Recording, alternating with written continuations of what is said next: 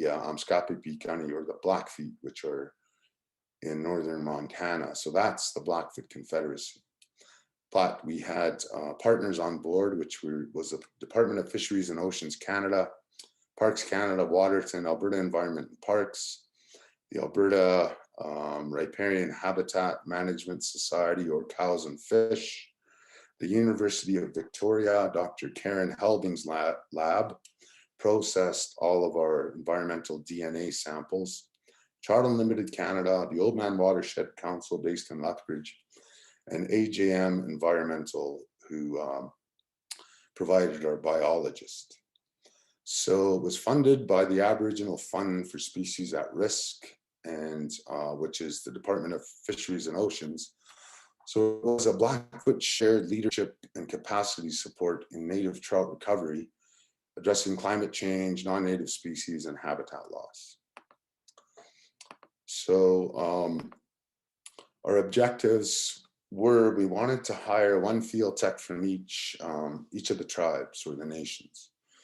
Due to the pandemic, the Blackfeet in Montana couldn't participate. So we conducted eDNA sampling, or environmental DNA sampling, in various tributaries of the Old Man and the Bull River to determine the presence or absence of cutthroat and bull trout and other introduced species. So environmental DNA, it's pretty cool technology, because way back in the 90s, when I first started working with fish, we would have to either electrofish. So we had this backpack, and you would put an electrical charge in the water, and the fish that were there would get temporarily shocked and they'd float up to the surface. So we'd net them, and that was a way to try to tell what kind of fish were in that stream. But with this eDNA, all you do is you take a water sample of a stream where you don't know what kind of fish are in there. So we sent these to UVic, the lab, and they sent them back about a month ago. And so we know what kind of fish are in those streams. So it's really non-intrusive, and it's pretty cool. We also installed water temperature data loggers in various tributaries of the Old Man and the Bow, just to keep track of water temperatures. Trout need cool, clear, cold water to survive, and so we just put those in to keep track of the water temperatures. We conducted stream habitat assessments, and we worked with various government and non-government agencies to restore stream habitat that's been negatively affected by human development. So we were in the Upper Old Man, and we were also in Wyperus Creek, west of Calgary, and right around Evan Thomas Creek, just near Banff. So we also conducted cutthroat and bull trout red surveys. So our red is a spawning bed in various tributaries of the Old Man and the Bow to confirm cutthroat and bull trout spawning activity.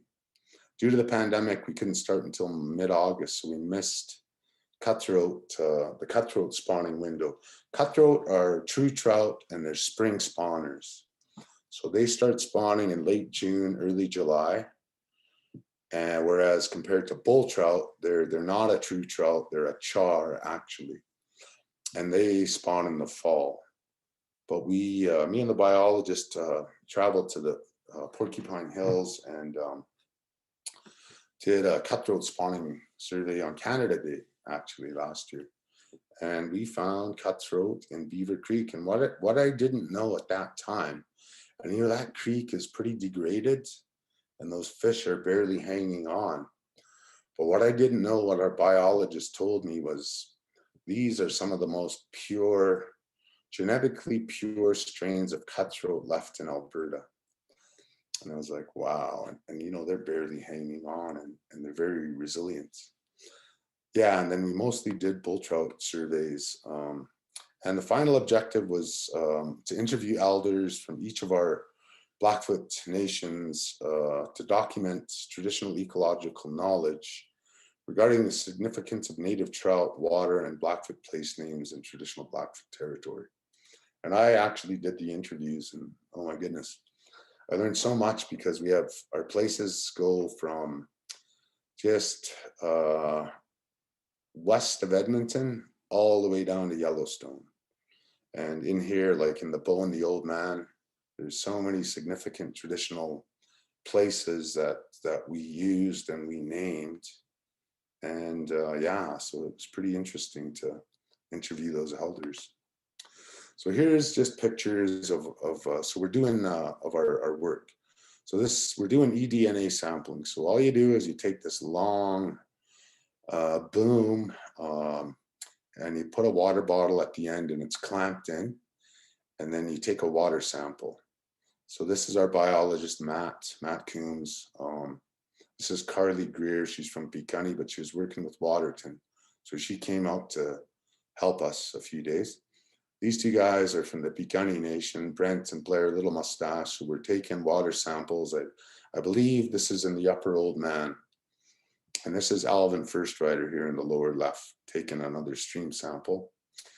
And so what you have to do is you have to filter all the water through this device. And this is Blair filtering the water. And here's Brent and Alvin. It goes through a paper filter that's probably a little bigger than a toonie. And you have to make sure you don't contaminate it with human DNA. So you take this little filter and pop it into an envelope and just document on the envelope where the sample's from. So that's how they can tell what fish are in those streams. We did some habitat restoration. This is on Dutch Creek in the Upper Old Man. So here's our group, safely distanced, getting instructions on what we were going to do that day. So we pruned a whole bunch of willows. And as you can see, the stream crossing is really degraded. There's a whole bunch of OHVs and cattle. And so what we did was we planted a whole bunch of willow stakes to try to restore the stream bank and stabilize the stream bank. So in next year we'll go see if those willows are growing still, and hopefully in the future they'll grow bigger and stabilize the stream bank. And this is Sophie Forstrom from the Old Man Watershed Council. She was kind of our instructor that day.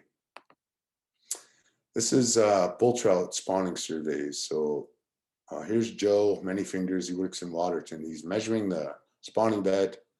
Here's Alvin and Matt. They're collecting the data and documenting. And here's just, we're measuring. So we measure the length, width, and depth of the spawning bed and just document it, and we GPS it. And in the lower left, it's kind of hard to see, but you can see this clean gravel. That's a spawning bed. That's a bull trout spawning bed. We actually saw bull trout in this stream. So what the bull trout do is they'll scrape the rocks, and so it cleans off the algae. And they dig a little pit, and the females do most of the work.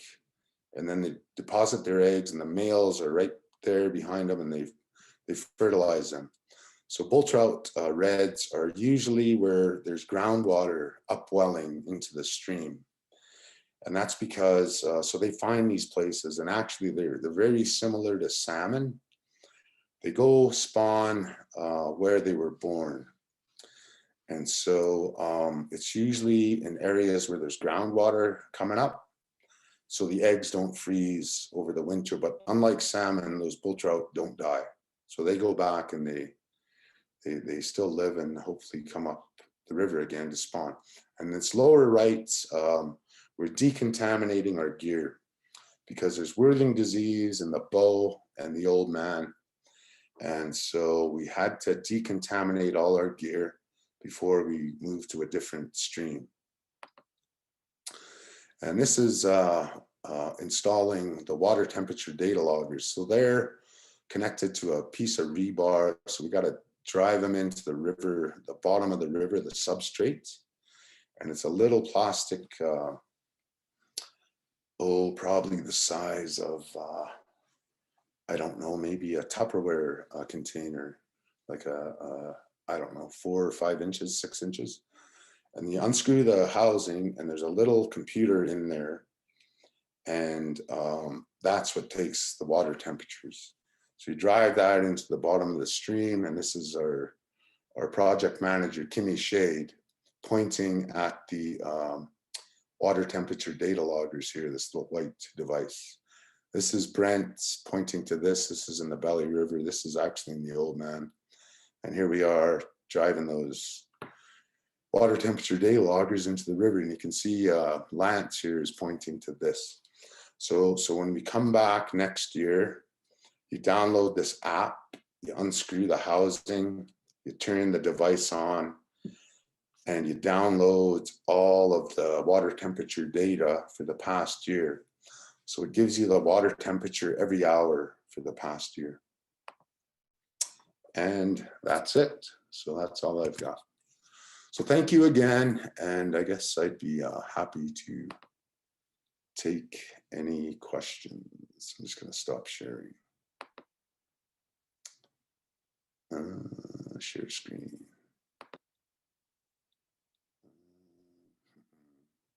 Hey, Mallory, I think you're muted. Yeah, so there we go. Thank you so much, Elliot. how do I quit sharing? I already stopped your sharing. Oh, okay. Yeah. Yeah, so thank you so much, Elliot. We have a little bit of time for a couple questions if you have any questions on those projects that Elliot worked on. And as they demonstrated, is that it takes a lot of different partnerships to make one action project possible. So I'll give everyone a couple of minutes to kind of let a question percolate. Oh, we have a hand up. Invite.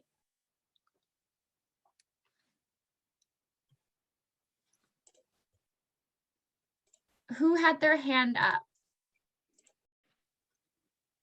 I do, Mallory. Great, go ahead. Who is that? My name is Teslin. Hi, Teslin from Jasper. Yeah, hi. I was really interested about the DNA testings that you did just by taking water samples and figuring out the biodiversity in the streams. And I was wondering if you could elaborate on that, if there's like a maximum size of the body of water that could be used, if you get like data on all kinds of different organisms and indicators on the health of the environment. Well, okay, so when you're trying to see what different species of fish are in the stream, the lab we work with at UVic, they need markers, DNA markers of whatever fish you're sampling for. So we had to send the UVic lab a whole bunch of fin clips of bull trout, cutthroat trout, brook trout, rainbow trout, and so they could establish a marker. And so when we send the samples to the lab and she processes those, she can determine what fish species are there.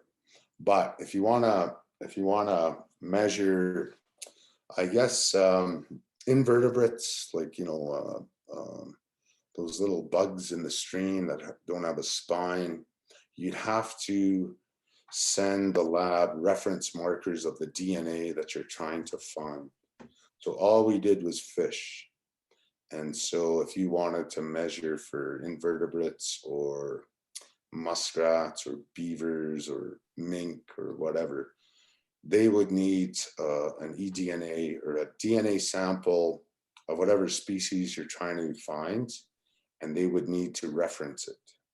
So I don't know if that answers your question. Okay, that makes sense. And that's actually really interesting. Sorry. Sorry. That's really interesting. Thank you. If, for example, the body of water was polluted or contaminated in any way that affected the DNA of certain organisms by like mutilating its offspring, would you be able to identify things like that? I don't think so at this point. It's pretty new technology, so they're still figuring it out. But the UVic lab, is one of the leading labs in the world for environmental DNA with fish. They don't do invertebrates or other mammals, they just do fish. So I don't think they would be able to tell at this point if there is some disease in the fish, unless maybe they had a sample of the DNA of the disease. So at this point, I don't think they can do that, but you never know. I'm sure they're gonna probably figure that out in the next few years. Yeah. Great. Thank you so much, Elliot. Teslin, I will make sure if you feel comfortable with it, Elliot, I will connect the two of you. It sounds like you have some more questions to ask, but we have to stay on track. So we just have one more question. If you can just answer it shortly, it might not be as simple as that. But Elliot, how are trout species being impacted by the loss of glaciers? And that is from Mr. Rob's class in Calgary to everybody. Good question. Well, right now, I don't think, well, I could be wrong, but the glaciers are still there, but they're disappearing fast. So there's no doubt in my mind, because these trout depend on that cold, clear, clean water. At this point, and you know, that's why we want to keep track of these water temperatures in the streams to be able to monitor those to you know, see how cold or warm the water is. But you know, right now the bull trout populations and the cutthroat, they're still there, but you know what, like I've been told, the glaciers are going to be gone in my lifetime, if I live that long, maybe 20 to 25, 30 years. So there's no question in my mind that that's going to definitely impact these fish in the future, because if they don't have that cold glacier runoff, the water is going to warm up, and I don't know, unless they can adapt, they're probably going to disappear, which would be really sad. Thank you so much for your presentation today, Elliot. I feel like we've learned a lot about trout testing, as well as the crown of the continent. I think that we always pay attention to Banff National Park, but it's nice to move our eyes down further south. So we will. You all have to come down to Waterton. Absolutely. So before I leave, Mallory, thank you again, and I just want to thank all the teachers and students for the great work you're doing. Like I said, you're going to be our leaders, students in the future. So I'm really glad to see that you're doing this work. Thank you. Thank you so much, Elliot. If Nick, if you can just put my speaker on, that would be amazing. Awesome. Okay, so next slide, please, Alex. A couple more slides, just keep them coming. So we will have to skip the breakaway sessions, but you know what, because I don't want to keep Michael Hayes from the town of Banff waiting. However, the breakaway session was centered around the idea of identifying stakeholders and partners in your community. Alex, if you could put that slide back on there, that would be amazing. And so the idea behind this is we want to understand who you view as stakeholders on an issue that you view as important in your community. So if you have time to work on this breakaway session as a classroom, it would be great if you were able to email that into us. That will help us build out our workshops, and also build our summit to be inclusive of all the different unique mountain perspectives that we have joining us here at this workshop, as well as perspectives beyond the mountains. So next slide, please. So without further ado, when it comes to stakeholders, the town of Banff has a lot of them. It's a small town, but has millions of visitors annually. Banff is also looked to as a leader in the environment. It is located in Canada's first national park and is one of the few towns within the national park boundaries. Alex, there's something really weird with the screens. They just keep popping off and on. So maybe you just want to turn your screen off. That would be perfect. So Michael Hay here to talk about some unique environmental projects the town of Banff has been working on and the stakeholders involved. And since 2019, he has been the town of Banff Manager of Environment and Sustainability. He brings his passion for sustainable transportation, climate change action, water quality, security, and waste reduction into tackling the urban size sustainability issues Banff faces. Some of the cool projects that he's going to talk about is the Banff Room Transit Station, a biomass heating facility, and solar energy projects. Without further ado, please welcome Michael Hayes. Good afternoon, Mallory, and everybody else on the call. Can you hear me okay? And am I coming through clear? Yeah, absolutely. I'm just gonna put a spotlight on you, sir. Wonderful, thank you. So I'm going to share my screen here, Mallory, if that's okay. Absolutely, go ahead. Okay. You look like a commander. A commander? Yeah, you're like ready to go, Air Force. Oh, I got you. Okay, all right. Good afternoon, everyone. My name is Michael Hay. I have, oh, I'm in the wrong slide here. I'll just go back home. My name is Michael Hay. As Mallory said, I'm sorry? We can't see your screen. I pressed the wrong button or forgot to press this button. Thank you so much. How are things looking now? Great. If you just want to expand into presentation view, you'll be ready to rock and roll. There we go. Okay, good to go? Yeah. Awesome. Thanks a lot. Yeah, so you got my name now, probably memorized. Yeah, I have probably the best job in the world. I feel that way anyway. It's really great to have Elliot talking in advance of me as well, because he touched on a lot of things that are very, very relevant to the town. And honestly, I've kind of forgotten about my presentation because I've been paying so much attention to his, and I'd love to sit down with him and talk. I'm actually sitting here staring out my blinds at the Bow River. I have a really cool office where I can see the river all day long. I was just down there yesterday and I had some fishermen who were pointing out some bull trout for me. And that's the first time I've actually seen a bull trout in person. I'm not a fisherman. And it really brought that home for me personally, that whenever we do any kind of construction near or around the Bow River, that we are directly impacting species at risk. So I thought that was a really nice introduction to the town, because we really are concerned about these things. Because we're sitting in the middle of a national park and a World Heritage Site. Probably the most weird thing about the town of Banff is our governance structure. And most people don't think about this. They think one city is the same as any other city, one town's the same as any other town. But the town of Banff is genuinely unique. First of all, we're the only incorporated, which means like an official business-like town. We're the only incorporated town inside a national park. And because we're sort of an official municipality, we do govern our own municipal affairs. So we set things like bylaws, we look after community services, we run recreation programs, normal things that a municipality does. We tax our residents and businesses. But what's really unique is that we don't own any of the land. None of the businesses own any of the land. None of the residents own any of the land.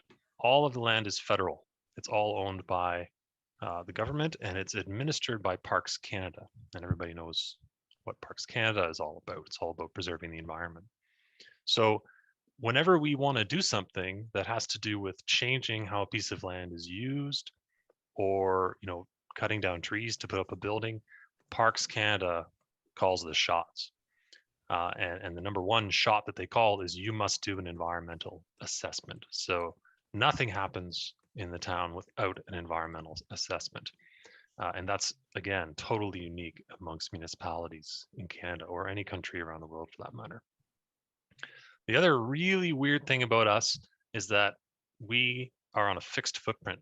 There's no land for sale. We don't get to say, you know what, our town needs more space. Let's go buy that farmer's land over there.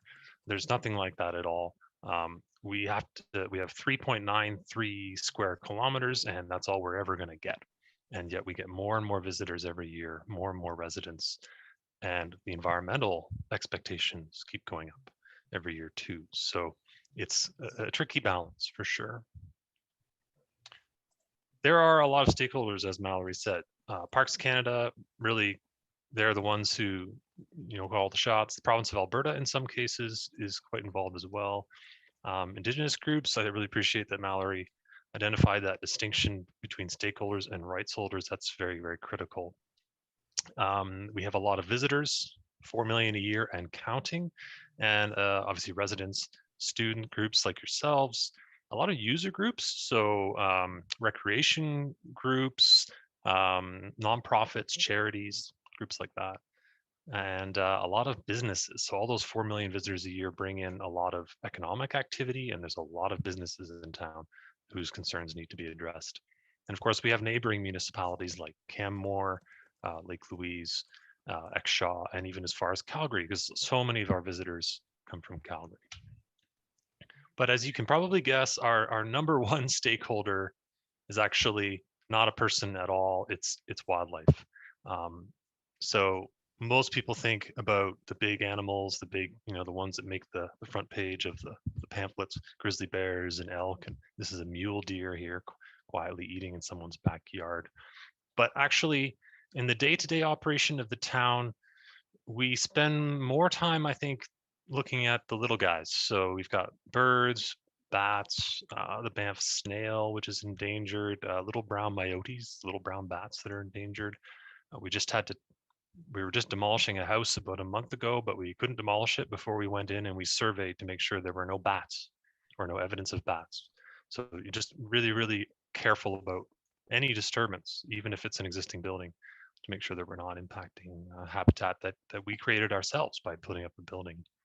And then of course, bull trout here on the lower right. Recently, the Bow River was declared critical habitat for bull trout.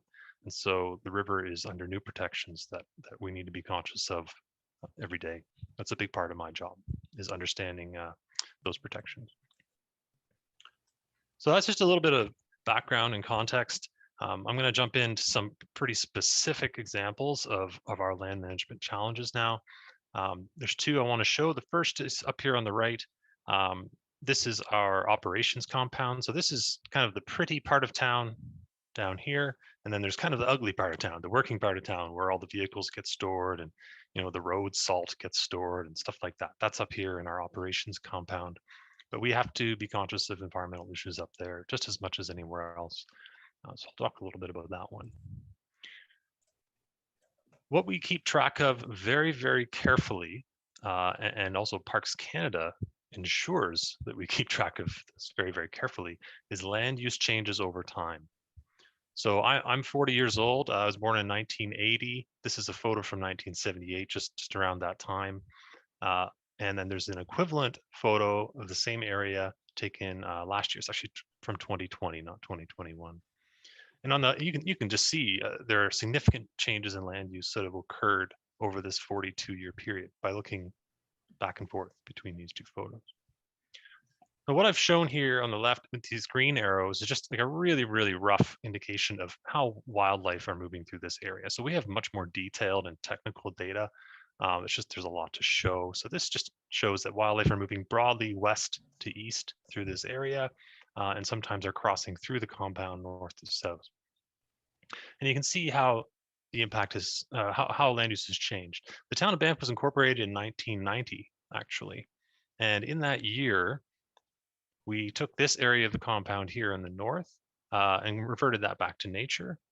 And we did that because we needed more space in the compound. So we took down some of these trees in our operations compound that you can see today, but that was compensated for through the restoration of this area to the north.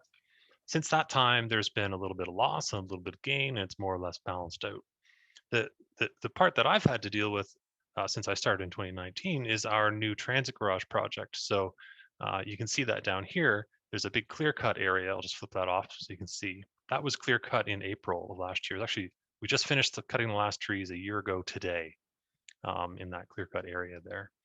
So that's our new transit storage facility. And there used to be a dog park there also, and that dog park has been moved up to here. We don't have to cut trees down for the dog park, but it has a very high fence so that wildlife and dogs don't interact.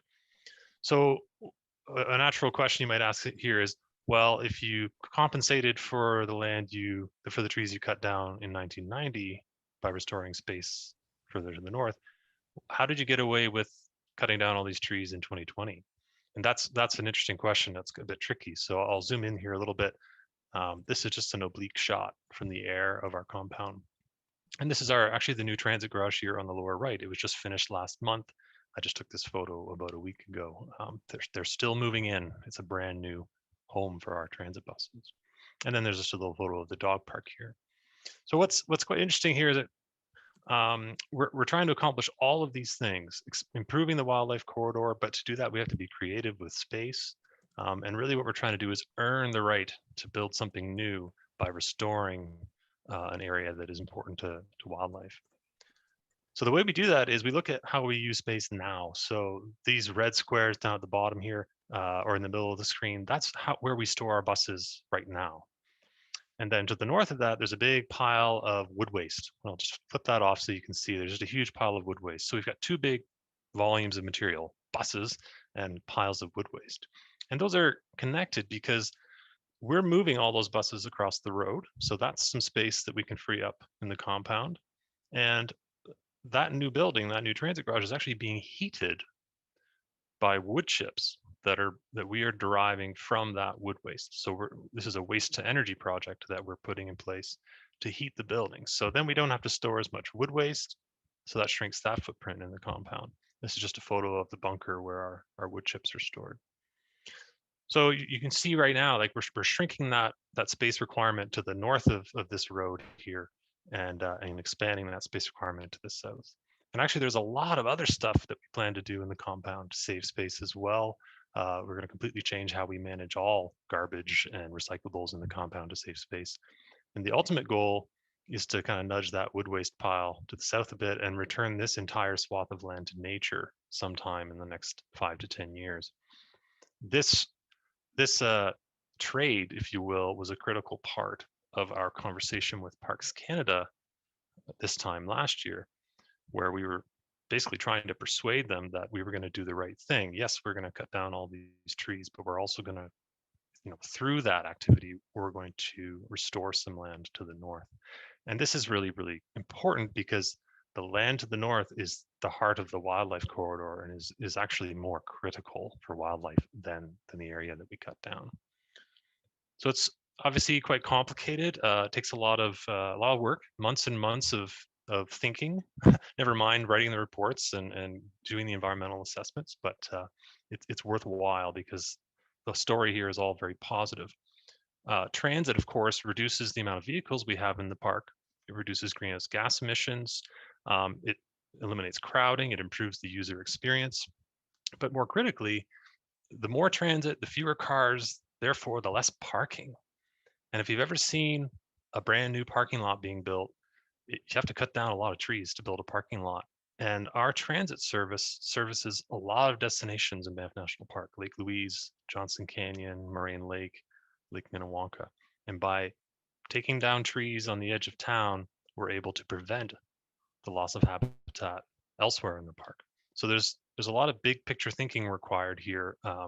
Oftentimes we focus in right on just the thing we're trying to accomplish today, but we need to think about, the decades long story. So I really think of my job as, from a land management perspective, as kind of a crazy game of Tetris, where I've got a fixed amount of space and a lot of blocks coming in, and I don't really know what the next one's going to be, but I've got to find a space for it. And it's very, very challenging. It's a really fun game, but it's like Tetris, one that you're never going to win.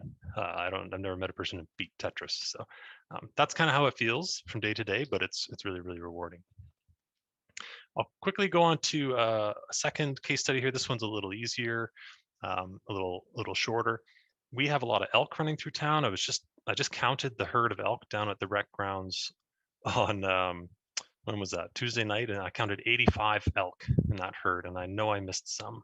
And I think probably one out of every 4 of them was pregnant because this is the calving season, and they're all hanging out in the rec grounds, like shown in this photo here. This photo was taken out in the rec grounds yesterday or the day before, I think. And the elk come in here because, first of all, there's a lot of grass and it's basically free food. which is great. And it also gives them protection from predators. They can come into the edge of town, free food, and predators tend not to follow them in.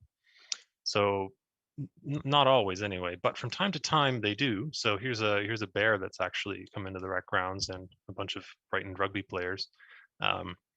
So the issue here is that we're allowing elk to come into the town, which is not their natural habitat.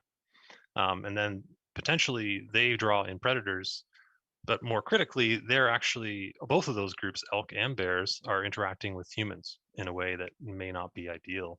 The rec grounds is we've developed that area for the use of humans. So what do we do about that? Well, we could fence it. We could fence it and push elk out of the way. So a big part of land management in the town of Banff is enabling wildlife movement while also managing potential conflicts with people. So in this case, we've got some existing fencing around the perimeter of the ball diamonds, but it's kind of open in a number of places. And then we've got a dog park. Actually, we're going to start building in a month or so. And we've got a fenced tennis court as well. So yes, we've got some fencing, but broadly speaking, it's open to elk. But again, we have this issue of elk living in an area where they're not normally supposed to live. It's not natural. And again, the green arrows show where there's a lot of elk moving through the area. So you can see if we did fence off all of our grass playing fields, then we would be impacting some of these elk, i.e. the green arrows. So a difficult question. In the end, Parks Canada said, no, you can't fence the rec grounds. And we're fine with that, of course. If they say that that's the best outcome for wildlife, then that's what we want to do. But it's interesting because even within Parks Canada, there are differing opinions. So there are a lot of unanswered questions, and we kind of do the best we can. So I guess I'll pose this question to you as students and people that are interested in protecting the environment. Which is more important, that wildlife stay completely wild and don't interact with humans at all? Or is it more important that we let them walk through town to get wherever they're going so that they don't have to, go through the river or cross the highway or something like that? While recognizing that if they're walking through town, they might encounter garbage or people or cars or skateboarders or other types of human wildlife conflicts. So these aren't easy questions to answer. And yeah, it's part of my job to evaluate these in different circumstances with different projects. And to give you an idea of the scale of the problem, this is actually the golf course, which is on the other side of town. And similarly there, we've got we call it the salad. It's the elk salad. Lots of grass that they just come in and pick away at. So that's all I really want to talk about. Hope that touched on some interesting things for everyone. I think it's really important that we work with and we learn from authorities and stakeholders and rights holders like Elliot. Again, I was just down at the river talking to some fishermen and learned a lot about fish from them just yesterday and today. I think we have to think long term. Sometimes we get focused right in on what we're trying to build or achieve today, but if we do that, we miss opportunities. Usually, if we think long term, we can start to see how things evolve. We can think about the cumulative impacts of multiple projects. And that's really, really critical in a place like Banff. And I think, as students, you might think that you may not have any impact, but one thing in my job that I remember all the time is one of the first things I heard when I started this job, which is that students in town think that there are too many trees being cut down and not enough trees being planted. And, Joe Blow up the street, business owner or resident, I might not listen that much to that one person, but when I hear it from a body of students that this is a concern, it really influences how I conduct my job day to day. So I encourage you to reach out to municipal officials. They're very, very busy people, and they can definitely use the help. So that's all. Thanks. Thank you so much, Michael. That was super interesting. And it was really cool how you put it in those specific case studies. I definitely found that interesting. If you have any questions for Michael, just because I do want to have time for everyone to lead a discussion, I would encourage you to pop it into the chat, and then with your permission, Michael, I'll send those off to you. If anybody has a quick question, we would have room for that. I Okay, guess. we're gonna Okay. we're gonna move along to. Oh, was somebody trying to talk? I was, but it's okay. We can move along. Okay, can Ben, email type it, your yeah. question in the chat, and we will make sure that we get that answered. I'll just reply in the chat if I can. Perfect. That's wonderful. Fabulous. Okay, moving along. Thank you so much again, Michael, for joining us. So now you've learned about how groups can work together and how different groups have to work with different stakeholders and rights holders. And so in our breakaway session, which we probably won't have time to come back together to discuss what we discovered, but at least you'll have time to break away and kind of process some of what you learned. So we're going to do a quick breakaway discussion. You're going to be assigned to groups. So group 1, you are a ski resort in Banff National Park. You want to expand into summer hiking, and the area is a fragile alpine meadow.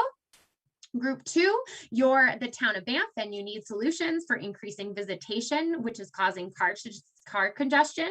Group 3, you're an endangered fish species, an endangered fish species breeding habitat is at risk from turbidity from boat tours operating during their breeding season at a mountain lake.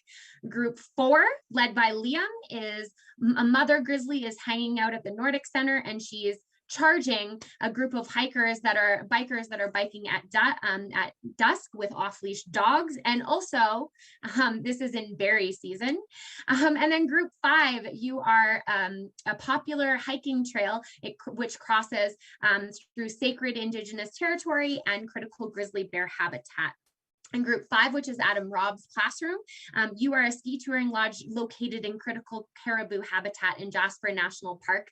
And keep in mind, ski touring makes it easier for wolves to travel and hunt caribou in the winter, which gives those species already at risk an unfair advantage. So what you're going to be doing is brainstorming the stakeholders that are involved in this issue. Think about a recreation group, think about a business, think about possible, if it's in a national park, think about the government agencies, maybe a nonprofit or a conservation group that might be around that, or a recreation group.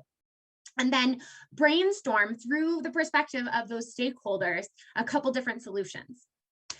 So everybody has been assigned, and we will have a kind of a rep leading you through the conversation. So I'm going to open those breakout groups, and we will have an opportunity to kind of figure out the stakeholders on some issues.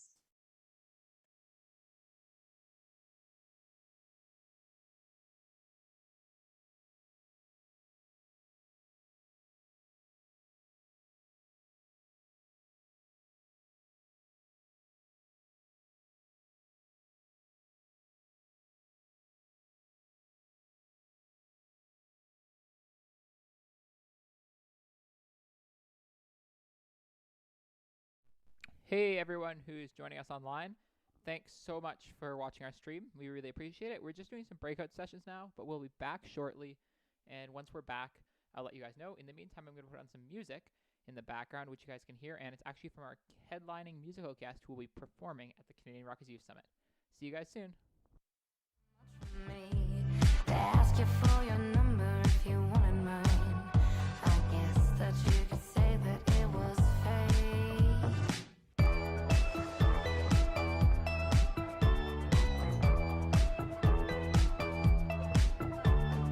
move so smooth, I was mystified.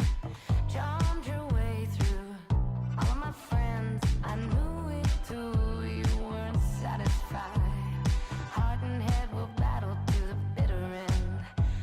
Guess that you could say that it was fate, pulling on the strings of love and hate. I guess that you could say it was a wire mixing in my mind.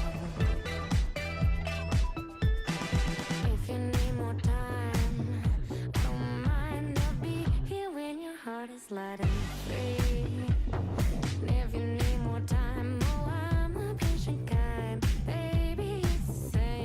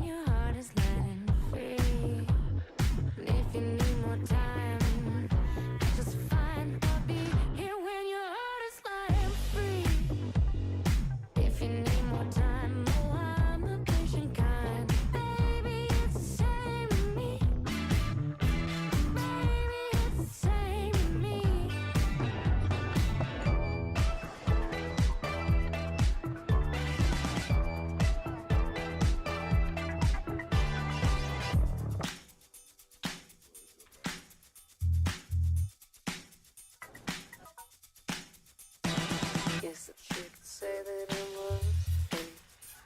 Guess that you could say that it was fate. I guess that you could say that it was fate. I guess that you could say that it was.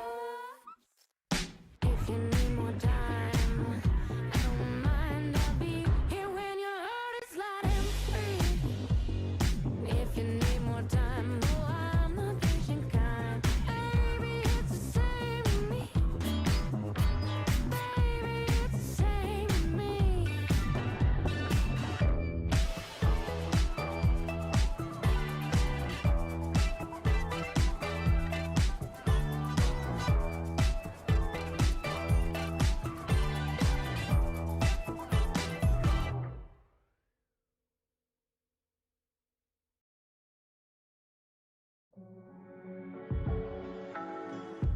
I wish I could hold your grief in mine and just let you take the day. You could sit down by the water, let it rise up with the tide. Oh, when the levee breaks. Oh, when the levee breaks. I don't believe in a lot, but I'm hopeful. What other choice do we got? Find a way. Whether you're here or you're gone, I'm still hopeful. I hear your voice, and it's not far away. Ooh, let your trouble go. Ooh, let your trouble go. Ooh, let your trouble go. Ooh, let it go.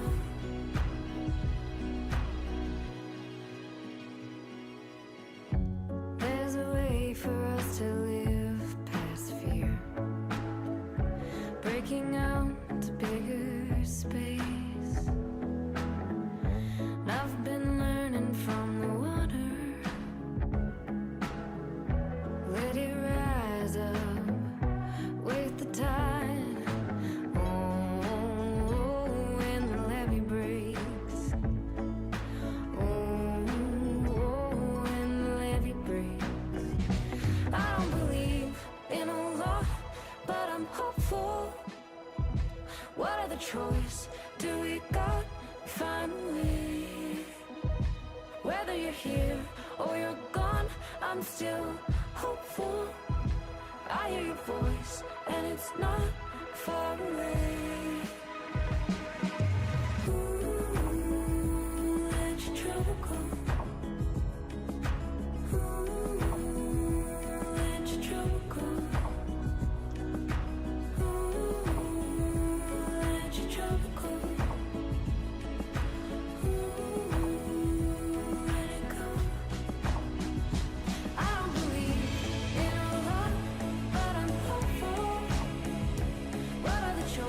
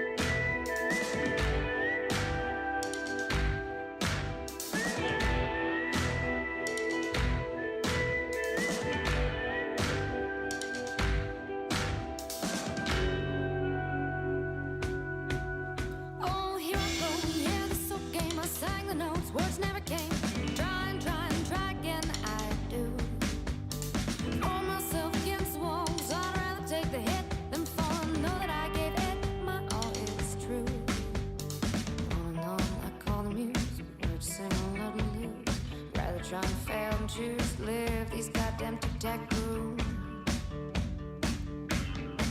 So step, baby, step, you move just like the rest until you roll, honey, roll.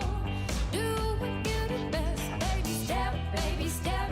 Keep your feet beneath you while you walk. More than talk now.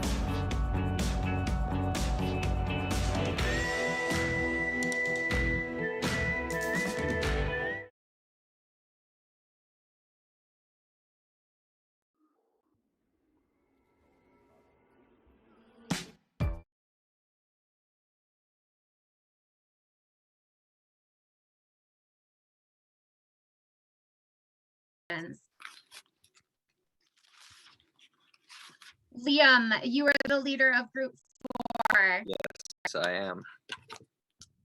Would you like me to discuss the solutions that we came up with? Yeah, absolutely. Please. Okay. Well, my group, we had the bear problem question, and we decided that there wasn't a single word answer to solve this problem, but instead educating people beforehand not to have their dogs off leash. And we also talked about maybe not even allowing dogs in national parks where bears can be protected.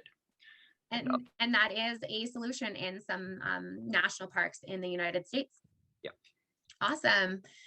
Do any of the other groups want to share? Group 3, Ben? Yeah.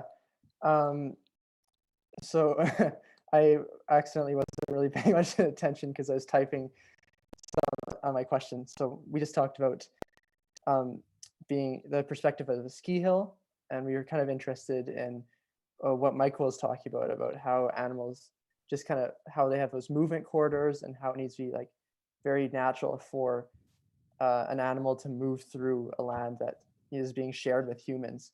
So we were just kind of talking about solutions to how ski hills could implement that. And we think that animals should have the chance to move through ski hills as much as possible, but we should definitely be discouraging them from going to really high traffic areas. And then maybe just kind of provide more natural areas that they'll kind of gravitate towards that are less trafficked. Awesome. Alex, did you want to share your group and maybe a solution that you came up with the popular hiking trail crosses through sacred indigenous territory and critical grizzly bear habitat? Yeah, sure thing. So we were looking at here. Can you guys hear me? Just double check. Mhm. Yep. Perfect. So yeah, so we were looking at the hiking trail, and with that, we wanted to ensure that people still had an opportunity to get outside and be able to explore some of these spaces, because that way they can build a deeper connection with the land and go on to care more about it. But we figured that because there was endangered habitat and it was a sacred indigenous territory, perhaps the best solution would be to try to find another spot for the hiking trail or move parts of the hiking trail around so that we can continue to protect that area while still allowing people to get out and enjoy the outdoors. Cool. And I suppose we have time for one more person to share in 30 seconds or so if they want to take the stage. Lucas? Sure, yeah. So our group talked a lot about the issue of congestion within Banff, and yeah, the main kind of thing we talked about was that it's not a one. It's really hard to get a one size fits all solution, just because you might have business owners that really benefit from having a busy town that they can make money from and make a living from, but you also have the issue of maybe wildlife or locals that have to deal with crowds of people that might not necessarily know how to behave with wildlife, or in a ways that's kind of respectful to people or creatures living there, right? So I guess there are a couple solutions that we talked about that have been proposed, including I don't know if this has actually been proposed, but a little rumor that they've considered cutting car access off into Banff to ensure tourists get in through train or through rail, which is interesting just because it would cut down on congestion probably, but it might also I don't know, limit the amount of people in the town at once for businesses, right? So what I guess the main solution we really talked about was just making sure people have a sense of collective, I guess, responsibility in Banff, making sure people have a sense of collective ownership, like it's your home, right? And that way you can ensure people aren't behaving irresponsibly, and, you know, congestion can become a bit more manageable. Amazing. Well, thank you so much for sharing. And it is hitting the 2 o'clock mark. So we'll just finish up with wrapping up. And if you're not able to join us for the remainder, you can always watch it on our YouTube channel, Canadian Rockies Youth Summit. I am seeing 2 of myself and it's really freaky. So thank you so much for joining me. We hope that you understand a little bit more about why it's important to consider stakeholders, particularly youth voices in stakeholder land management decisions, and get the juices flowing of how you can engage with stakeholders if you're creating an action project.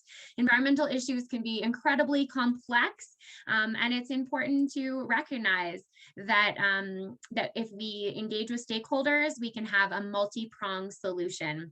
So building relationships and seeking understanding from groups involved is important, and we can create a dynamic where it's us instead of us versus them. So we can work with groups with different backgrounds to find a stronger solution that targets the various users of our national parks and collected spaces.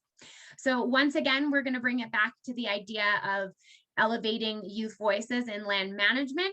If you want to email us and share what you think can be done to increase and elevate youth voices, how can youth get a seat at the table? Well, that's what the Canadian Rockies Youth Summit and the report is for.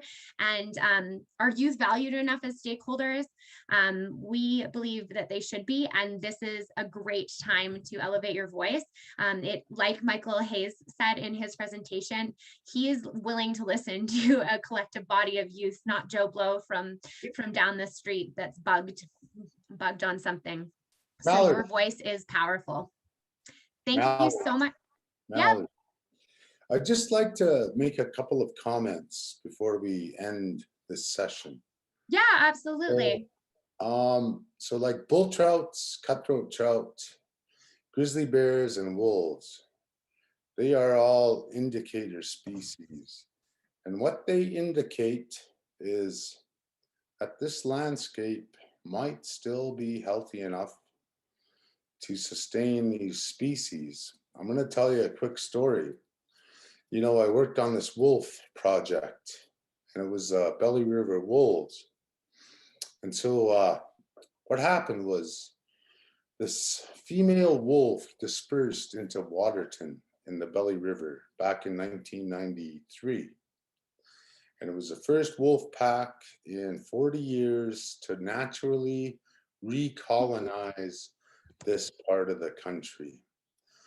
And so I guess the message I want to say is, and it's all about connectivity and partnerships. So what I learned was there was a DNA, one of the wolf biologists did a PhD dissertation.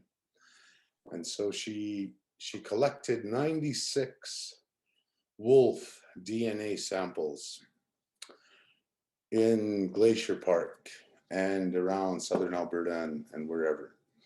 But what she found was the wolves that recolonized Glacier National Park back in the mid-90s, what she found in her eDNA research was the founding members of that wolf population that's still here today, because I see them, well, I haven't seen them for a while, but I see their sign, I see their tracks, I see their scat. We're based on 6 founding member wolves from Banff. So it's a really important corridor from Banff to Montana or whatever. So that just tells you it's, they're still trying to sustain themselves. Anyway, I just wanted to say, I guess my message is, yeah, it's a really important corridor. Thank you. Thank you so much for jumping in and sharing. At this point, I guess we've kind of started a sharing circle. So if anybody has time and wants to share or comment on what they learned or what they feel is important, I would certainly open the mic and let you talk.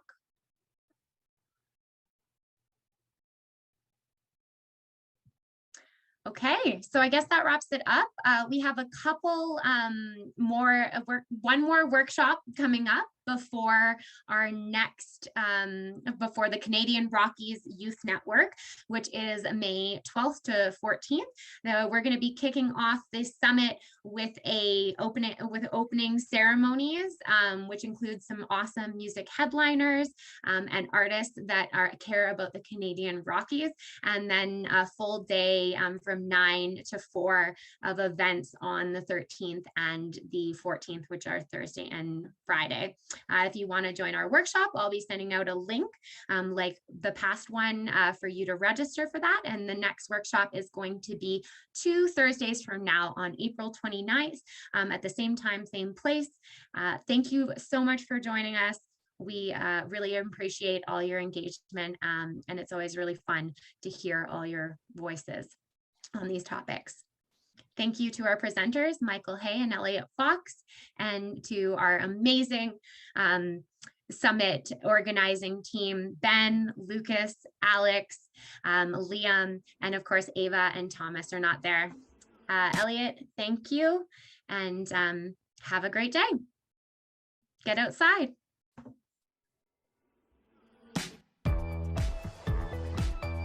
All right, and I guess everybody's leaving, but thank you, Mallory,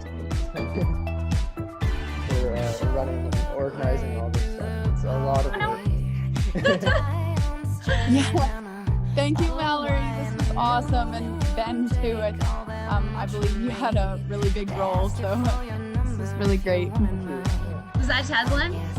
Yeah. Thanks so much for joining us. We Yeah. had some really good questions. It was good. I was like so impressed. It was really interesting. I'm like, she must have done some research on this. No, not much. Oh, and that's our headliner artist. That's Emily Patterson. Ooh. Yeah. Okay. Well, I'm So gonna head get out. the word out to your friends. Okay. I'll probably see you at the summit.